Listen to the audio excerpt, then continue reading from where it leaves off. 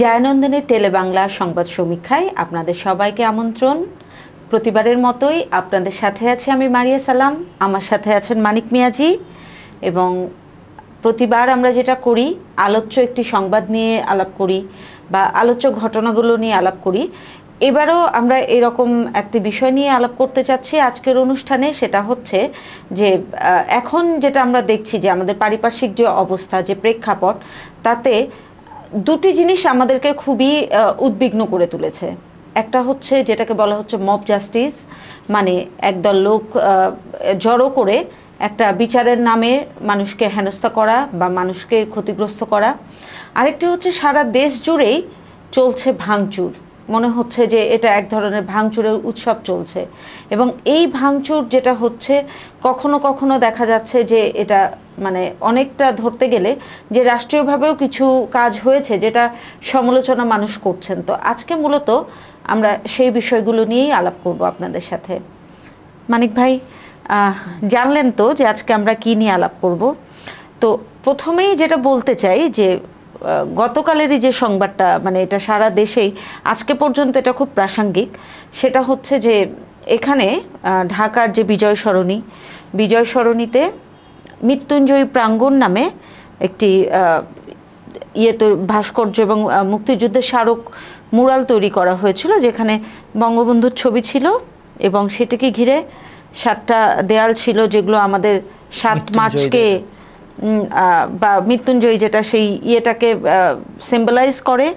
এবং সেই দেয়ালগুলোতে একদম ভাষা আন্দোলন থেকে শুরু করে 6 দফা, 7 মার্চ, আমাদের স্বাধীনতা সংগ্রাম এবং আমাদের যে মহান মুক্তিযুদ্ধ, সেই ইতিহাসগুলো, বিভিন্ন বাণী এবং বিভিন্ন স্মারক যেগুলো, সেগুলো লিপিবদ্ধ ছিল সেইখানে। তো এই যে বঙ্গবন্ধুর মুরাল যেটা ছিল, সেটা তো 5 আগস্টই সেটাকে বলা হয় যে বিক্ষুব্ধ ছাত্র জনতা তারা এটাকে ক্ষতিগ্রস্ত করেছিল, ভেঙে ফেলেছিল। এরপরে কিন্তু কার্যত 10 মাস সেভাবেই ছিল জায়গাটি। সর্বশেষ গতকাল সকালে যে 7টা দেয়াল ছিল, সেই 7টা দেয়াল অপসারণ, এটাকে ভেঙে আসলে গুড়িয়ে ফেলা হয়, আমরা বলছি অপসারণ করা হয়েছে। তো পরবর্তীতে যখন আমরা নিজ উদ্যোগে সিটি কর্পোরেশনের সাথে যোগাযোগ করলাম যে আসলে বিষয়টি কি হচ্ছে, কেন এটা গুড়িয়ে ফেলা হচ্ছে। সাধারণত দেখা যায় যে কোনো কিছু ভেঙে গেলে বা ক্ষতিগ্রস্ত হলে সেটাকে এক ধরনের সংস্কারের মধ্যে দিয়ে যেতে হয়, কিন্তু এই ক্ষেত্রে দেখা যাচ্ছে যে গুড়িয়ে ফেলা হলো।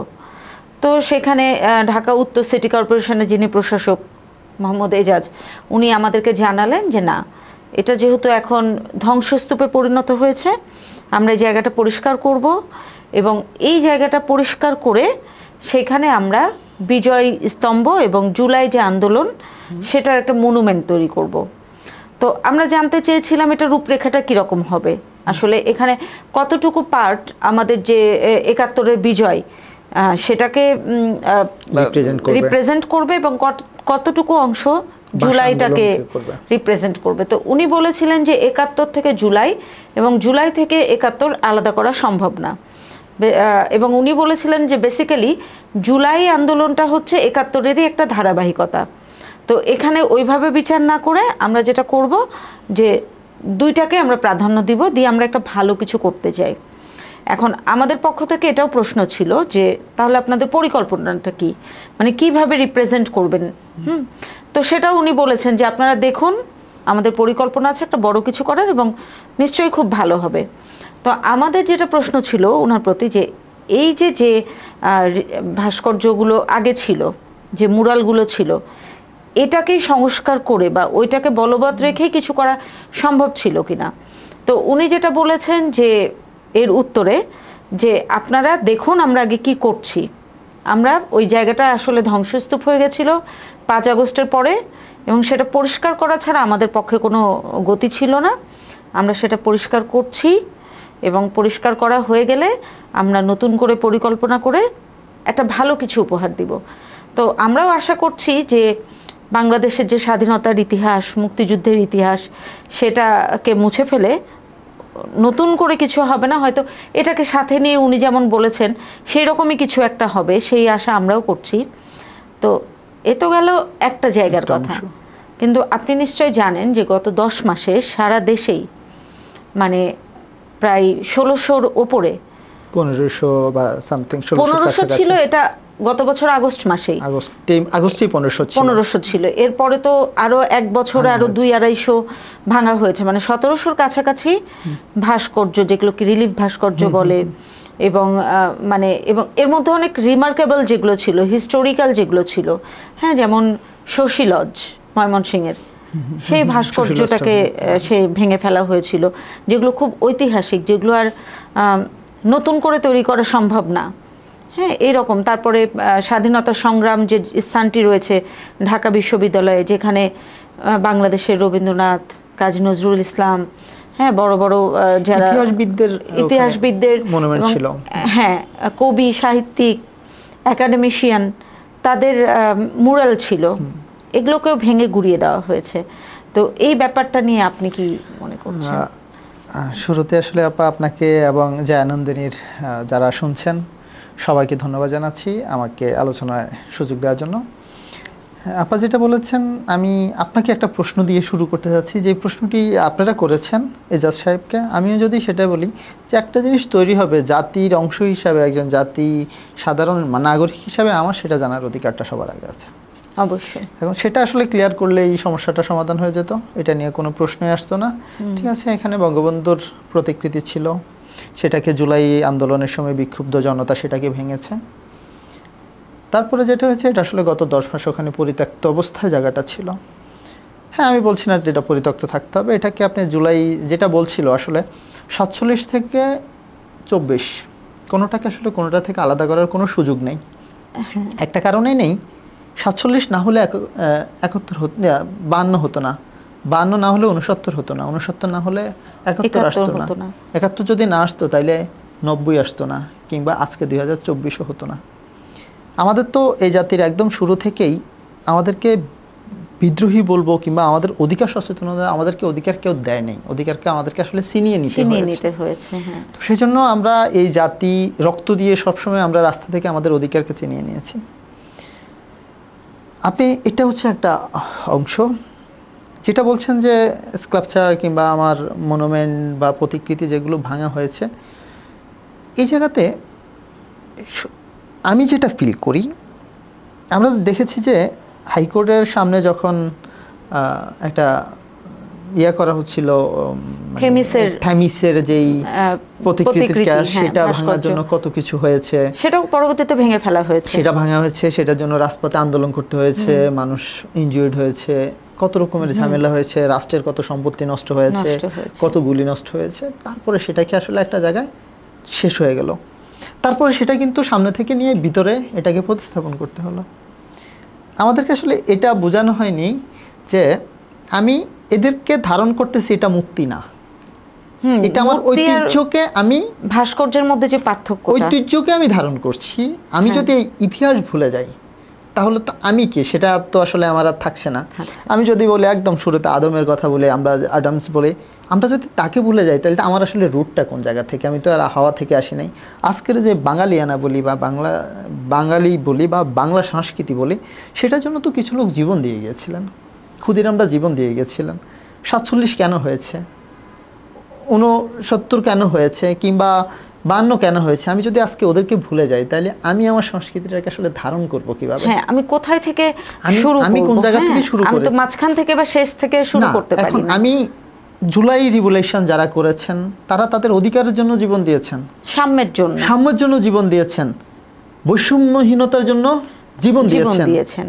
47 আমি কি করেছি, আমি 52-তে তো আমি আমার ভাষার অধিকারের জন্য জীবন দিয়েছিলাম, 71-এ আমি কি করেছি, একই ধারাবাহিকতা, আমি আমার অধিকার আদায়ের জন্য দিয়েছি।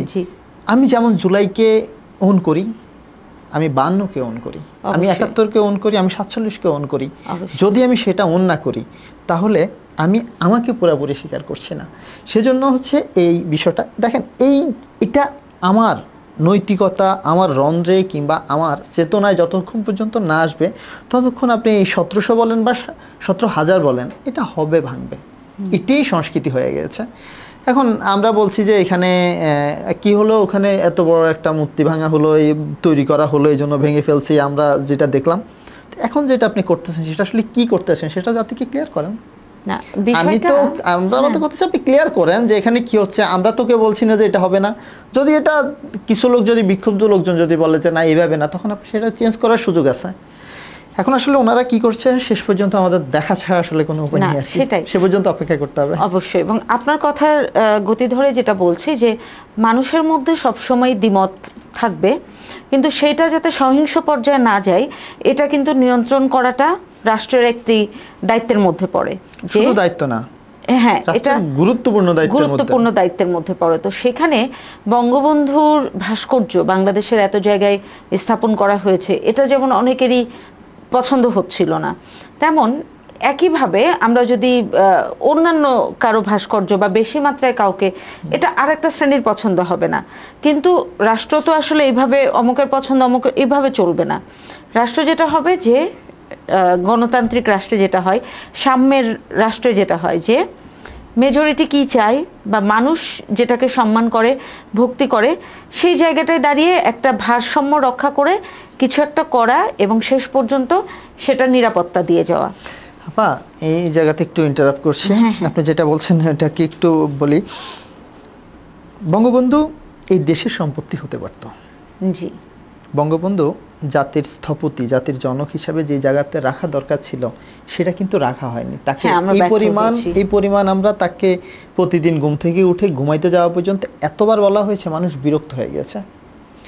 সেই বিরক্তি যদি আপনি বুঝেন যে গত 16 বছর এই বিরক্তির কারণে আজকের এটা হয়েছে, তাহলে এখন নতুন যেটাকে আপনি করছেন সেটাও তো ওই লেভেলে নিয়ে যাচ্ছেন। আমরা মনে হয় আলোচনার আগে দিয়ে এই কথাই বলছিলাম যে 7 মার্চের ভাষণ শুনতে শুনতে শুনতে শুনতে এটা মুখস্থ হয়ে এখন আর আসলে 7 মার্চকে আমার ধারণা এটাকে আমি এখন মানে সাইডে রাখার জন্য বসে আছি। আমি বঙ্গবন্ধুকে ওন করি, বঙ্গবন্ধু এই দেশে, কিন্তু বঙ্গবন্ধুকে এই পরিমাণ আমার কাছে পৌঁছানো হয়েছে ঘুম থেকে উঠে ঘুমাইতে যাওয়া পর্যন্ত। জিয়াউর রহমানের ক্ষেত্রেও কিন্তু একই রকম করে ফেলা হয়েছে। এরপর হচ্ছে এই জুলাই, এই জিনিসগুলো কি আসলে এইভাবে করার? পৃথিবীতে তো কিছু লোক স্থপতি থাকেই, তাদেরকে তাদের একটা নির্দিষ্ট আসনে কি বসিয়ে রাখা যায় না যে না উনি আমার দেশের স্থপতি, উনি আমার আদর্শ, ওনাকে আমরা অন করি, উনি সকল বিতর্কের ঊর্ধ্বে থাক না, সমস্যা কি? এই বিতর্ক যেমন এরা যেটা ভুল করছে আমার কাছে মনে হচ্ছে, যদি তুমি মনে করো যে আওয়ামী লীগ এটা ভুল করে গেছে, তো তুমি কেন সেটাকে রিপিট করছো? একই তো হলো। আমরা দেখেছি টেম্পো স্ট্যান্ড ওরা দখল করেছে, তোমরা তো দখল করছো, একই তো হলো, কিছুই না, যে লাও সে গদো।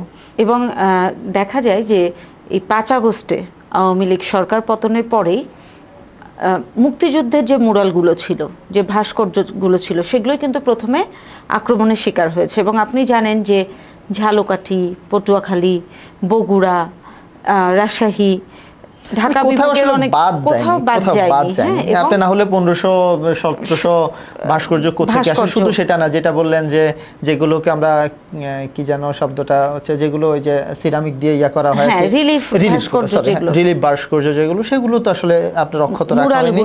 এবং মুজিবনগর, যেটা আমাদের স্বাধীনতা অস্থায়ী সরকারের প্রথম ভিত্তির জায়গা ছিল, সেই মুজিবনগরে আমাদের যেটা মুক্তিযুদ্ধ স্মৃতি জাদুঘর রয়েছে, সেইখানেও কিন্তু ওই দিনই ছোট বড় 600 ভাস্কর্য ভেঙে ফেলা হয়।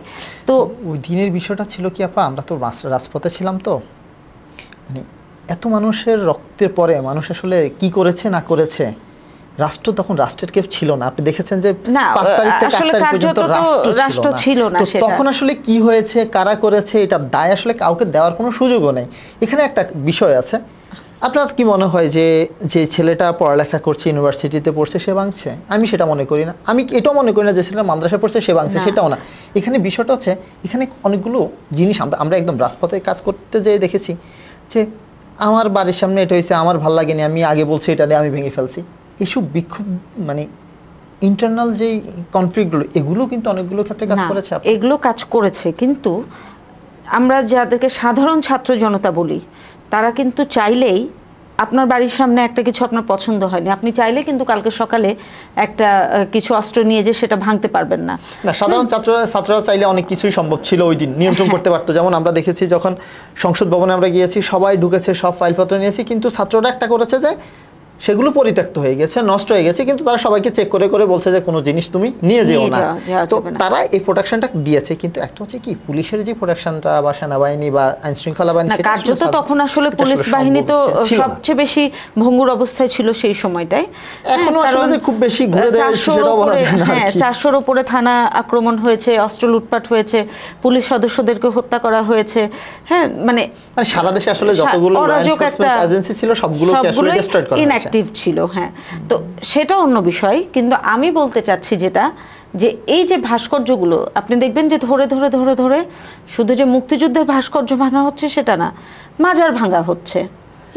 মাজারে যারা সুফি, যারা হয়তো মানে আওয়ামী লীগের রাজনীতির সাথে কোনোভাবে সম্পৃক্ত না, বা তারা রাজনীতির ঊর্ধ্বে, তারা কোনো কিছুর সাথে সম্পৃক্ত না, তারা তাদের মতো ওইখানে মানে তাদের ধ্যান জ্ঞান এগুলো নিয়ে আসে। যেটা ভেঙেছে কোনো কারণ নেই, আসলে কোনো কারণ ছিল না, সত্য কথা হলে কোনো কারণ ছিল না এখানে। এটার সাথে পলিটিক্যালিও কোনো রিলেশন নেই, অন্য কোনো রিলেশন নেই। একটা জায়গায় মাজার হয়েছে, মাজারের জায়গাতে তারা বসেছে, সেখানে হয়তো একটা গেট দিয়েছে, গেটটা ভাঙাতে আসলে কোনো লজিক নেই। এখন ওই সময়টা এমন হয়েছে যে মবের রাজত্ব বলে না, আমরা যেটা বলছিলাম আর কি, 5 আগস্ট পরবর্তীতে আইন শৃঙ্খলাকে আসলে স্টেবল করতে গেলে অনেকগুলো সময় চলে গিয়েছে গভর্নমেন্টের হাতে, বা একটা জিনিস তো একটা সেট আপ ছিল, 16 বছরের একটা সেট আপ কিন্তু আপনি ভেঙে নতুন করে রাতারাতি হওয়া সম্ভব না। তারপরে আরেকটা জিনিস ছিল যে ওটা আসলে কি বিপ্লবী সরকার হবে না জাতীয় সরকার হবে না ইউনুস সরকার, এটা আসলে বিপ্লব হলো না গণ অভ্যুত্থান হলো, আসলে কেউ শিওর ছিল না ওই দিন যে এই ঘটনাটা ঘটে যাবে হঠাৎ করে, এটার জন্য আসলে কেউ রেডি ছিল না। সেটা তো ওই সময় আপনি ধরেন এই সময়টা বলতে পারবেন 5, 6, 7, 8 বা বর্জ্য 10 আগস্ট পর্যন্ত। 8 আগস্টে যখন সরকার গঠন হয়ে গেছে, হ্যাঁ, উপদেষ্টা পরিষদ মোটামুটি একটা শেপে চলে এসেছে, তারপরে আজকে কিন্তু আমরা ঠিক 11 মাস, হ্যাঁ 11 মাসের মাথায় দাঁড়িয়ে আছি। তো এই যে 11 মাসে এই পরিস্থিতি কিন্তু খুব একটা বেশি উন্নয়ন হয়নি, যেটাকে আমরা মব জাস্টিস বলছি। এখনো কিছুই হয়নি। কেন, আমি এর আগেও বলেছিলাম আপনার আলোচনায় এখানেই বলেছিলাম যে আইন শৃঙ্খলাটাকে আপনি যতক্ষণ পর্যন্ত কন্ট্রোলে না নিয়ে আসতে পারবেন ততক্ষণ আপনি অন্য কিছু করতে পারবেন না। কারণ দেখেন 5 আগস্টের পরে আপনি যেটা বললেন 6, 7, 8 বা 10 পর্যন্ত বললাম, 10 পর্যন্ত একটা সরকার এসেছে, কেউ শপথ নিয়েছে, একটা ফর্ম তৈরি হয়েছে, 400, 450 থানা কিন্তু শেষ হয়ে গিয়েছে। এখানে যে পুলিশরা ছিল তাদেরকে মানে তাদের উপরে আক্রমণ হয়েছে, তারা ভয়ে পালিয়ে গিয়েছে, শত শত পুলিশ কাজে যোগ দেয় নাই। তো যারা কাজে যোগ দিবে তারা আগে ওখানে যাবে, যেগুলো পুড়িয়ে ফেলা হয়েছে এগুলোকে রিনোভেট করতে হবে, সরকারের এখানে বাজেটের বিষয় আছে, এগুলো করতে করতে সরকার দীর্ঘসূত্রিতা এখনো কিন্তু সত্যি বললে আমরা যেটা দেখছি রাজপথে রিকভার করে ওঠা সম্ভব হয়নি, রিকভার করা সম্ভব না। আপনি এখনো অনেক অস্ত্রই রিকভার করা হয়নি, যেটা কি আপনি তৈরি করেছেন 40 বছরে, তিলে তিলে, হ্যাঁ 40 বছরে আপনি তৈরি করেছেন, 47 বছরে তৈরি করেছেন, 54 বছরে তৈরি করেছেন, সেটা আপনার 54 দিনে হবে না, সেটা আসলে কয়েক মাসেও হবে না। এটা পুরো ভেঙে গেছে, এটা শূন্য হয়ে গিয়েছিল। ওই দিন আমরা দেখেছি শূন্য হয়ে গিয়েছিল, যে দেশে সবচেয়ে আমাদের 2 লাখ শূন্য ঠিক না, আমরা যেটা মনে করেছি শূন্যের নিচে চলে গিয়েছিল, কারণ এত ধ্বংসযজ্ঞ। আপনি দেখেন এখানে 71-এর পরে কিন্তু এই ধরনের এখানে আপা একটা জিনিস দেখেন, আমরা আসলে বাস্তবতাকে যদি বলি, চলে যাওয়ার পরে কি হয়েছে, এই দেশের আইন শৃঙ্খলাটাকে আসলে ওই স্টেবল জায়গায় নিয়ে এসেছে সেনাবাহিনী। কিভাবে আনছে এটা নিয়ে অনেকে প্রশ্ন করে। হ্যাঁ, বললো যে সেনাবাহিনী 35,000 লোক চলে আসছে, 2.5 লাখের, মানে এটা কি 35 না, 35,000 আসার পরে যেটা হয়েছে, শেখ হাসিনার সময় ওবায়দুল কাদের বলেছে, শেখ হাসিনাও বলেছে, বিভিন্ন সময় তাদের নেতারা বলেছে যদি আজকে আমি ক্ষমতা চাই 10 লাখ লোককে মেরে ফেলবে। দেখেন এরকম একটা মানে এরকম একটা আন্দোলন হয়েছে, এরকম একটা রিভলিউশন হয়ে গেল, অনেক লোক মারা গেছে, কোনো সন্দেহ নাই। কিন্তু ওই 10 লাখের যে কথা, কিংবা এরকম লাখ লাখ লোক, ওই জায়গাতে সেনাবাহিনী যদি ওই সময় রাস্তায় এসে প্রোটেকশন না দিত, কেপিআই গুলা রক্ষা না করতো, সেনাবাহিনী কি করেছে, মব করতে যাচ্ছে। এখন 35,000 তো আর সারা দেশে এইভাবে সম্ভব না, কিন্তু তাও এটা ছিল যে জেলা শহরে সেনাবাহিনী আছে, মানে নাম সেনাবাহিনী শুনছে যখন, তখন তারা চিন্তা করছে না একটু নমনীয় হয়েছে, সেনাবাহিনী হলো অন্তত যাই কেপিআই গুলা ভাঙে নাই, সেনাবাহিনী হওয়ার কারণে তারা কিছু লোককে পাহারা দিয়েছে বলে এই দেশে ভায়োলেন্স কমেছে। এই দেশে আইন শৃঙ্খলা আজকে যে জায়গায় এসে দাঁড়িয়েছে না, এই জায়গায় আসার জন্য তাদেরকে আসলে ক্রেডিট দিতে হবে। না, এটা অবশ্যই, এটা অনস্বীকার্য, তারা খুব প্রশংসনীয় ভূমিকা পালন করেছে। এখানে কিছু বিষয় অবশ্যই আমাদের মানে মাথায় থাকতে হবে। প্রথম বিষয় হচ্ছে যে সেনাবাহিনীকে তৈরি করা হয় প্রথম থেকে ভিন্ন একটা কাজের জন্য। আভ্যন্তরীণ যে আইন শৃঙ্খলা বা ধরেন যে কোন থানায় বা কোন গ্রামে কি ধরনের মানুষ থাকবে, কি ঘটনা হবে, এটা আসলে তারা ওইভাবে ট্রেনিং প্রাপ্ত না। কথা না তো, আমি লাস্ট টাইম আপনাকে এর আগেও বলেছিলাম, আমি সেনাবাহিনীর একটা টিমের সাথে কথা বলেছি, যখন শুনছি যে এখানে অস্ত্র নিয়ে লোকজন আছে, আমি সেনাবাহিনীর টিমের সাথে কথা বলেছি, বললাম যে, তখন ওরা বললো যে দেখেন তো আমি এই জেলা শহরে এসেছি কয়দিন হয়েছে, আমি কিছুই চিনি না, আমি জানি যে এখানে একটা হচ্ছে আমি এখানে দ্রুত গতিতে যাব, যাই সেখানে টেক ওভার করবো, কিন্তু সে তো আর আসলে ওখানে বসে থাকবে না, সে তো একটা ভায়োলেন্স করে চলে যাচ্ছে, তাকে তো আমি ধান ক্ষেতের আলে আলে ঘুরে ঘুরে ধরা আসলে সম্ভব না, কিংবা পুকুর পায়ে বাগানের ভিতরে ঢোকা সম্ভব না, কিন্তু যেই জিনিসগুলো জানতো পুলিশ, হ্যাঁ পুলিশ নখদর্পণে ছিল, পুলিশ জানতো কোন বাড়িতে কি আছে, পুলিশের কাছে তো একটা ডাটা থাকে, পুলিশের কাছে দেখেন না একটা জিনিস হচ্ছে কি, আমরা পুলিশের সাথে যখন কথা বলি, তাদের যে সিআরটা থাকে আর কি, সেখানে হচ্ছে তার কাছে একটা লিস্ট থাকে যে এই দেশে চুরি হয়েছে, তো তারা চিন্তা করে যে প্রথমে ওই লিস্টটা বাইর করে যে এই মানে এই থানার অধীনে এই 300 জনের চুরি করে, 300 জনের মধ্যে কারা কারা এখন এখানে আছে, এদেরকে ডাকো, সব জানে, ওরা সব জানে, ওরা চাইলে কন্ট্রোল করতে পারে। আমার তো সেটা ভেঙে গিয়েছে, সেই স্ট্রাকচারটাই ভেঙে গিয়েছে, শেষ হয়ে গিয়েছে, সেখান থেকে এখন নতুন করে দাঁড়াচ্ছে। তো আমি বলবো যে খুব দ্রুতই আসলে অনেক দাঁড়িয়েছে, এটার জন্য অবশ্যই যারা কাজ করছে তাদেরকে ধন্যবাদ দিতে হবে, কারণ আসলে কেউ তো চায় না যে এভাবে ধ্বংস হোক, এটা আসলে একটা বিষয়। আর একটা যে বিষয়টা, এটা খুবই উদ্বেগজনক হচ্ছে, বারবার যেটা আসছে যে আসলে আমরা যেটা ভেবেছিলাম যে আওয়ামী লীগ সরকারের সময় যে গুম খুন যে অভিযোগগুলো ছিল, মানুষকে হত্যা, হ্যাঁ, এই বিষয়গুলো হচ্ছে যে মানে চলছিল, যেটা ছিল যে এই যে গুম খুন যে অভিযোগগুলো উঠেছিল বারবার, মানুষ কিন্তু এগুলোতে খুবই বিক্ষুব্ধ হয়ে ওঠে, বিরক্ত না বিক্ষুব্ধ হয়ে ওঠে যে এগুলো থেকে আমাদের পরিত্রাণ দরকার।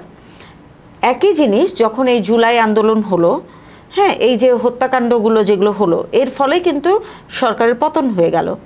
পতন হওয়ার পরে মানুষ যেটা আশা করেছিল যে এখন সবাই একটু রিলিফ পাবে, এখন একটু শান্তিতে সবাই বা একটা সাম্যের ভিত্তিতে বা কেউ কাউকে আর ওইভাবে গুম খুন এগুলো হবে না, কিন্তু সেটা দেখা গেল আজ 11 মাস এটা কিন্তু বেড়ে গেছে। যেমন বলা হচ্ছে গত 10 মাসে, ওই আগস্ট থেকে তার পরবর্তী 10 মাস পর্যন্ত শুধু মব ভায়োলেন্স করেই 100 প্রায় 80 জন মানুষ, 172 জন ডেটাই আছে, বাকি আরো মানে অজ্ঞাতনামা এগুলো ধরলে প্রায় 180-200 কাছাকাছি মানুষকে মেরে ফেলা হয়েছে। তো এখনো কিন্তু সেই জায়গাটা চলমান আছে। এখন মানে এটাও কিন্তু রাষ্ট্রের একটা প্রায়োরিটি হওয়া দরকার যে আমাদের জনগণের জীবনের সুরক্ষাটা কিভাবে দিব।